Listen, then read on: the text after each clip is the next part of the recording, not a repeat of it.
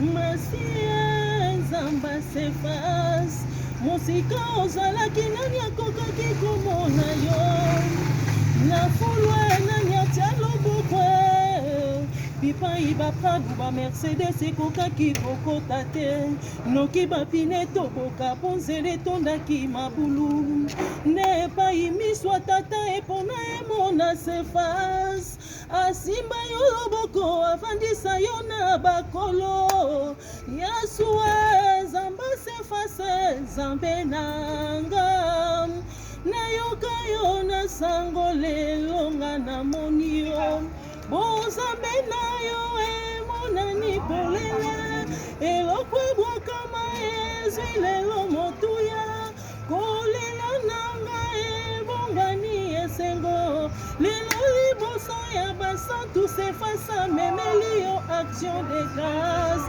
Joyeux anniversaire le prophète international Cephas M. Fire. Cephas M. Fire. Que du bonheur pour toi mon papa. Zambe alola azwa lokumu pona un an oya bakisi likola bamvula na yo vraiment le prophète international na nzela na yo mabote ebele bika bato ebele bamona loboko atata tika nzambo asali yo ngolu amultiplier kosala osu bolamu ebele. Joyeux anniversaire mon papa Cephas M. Fire.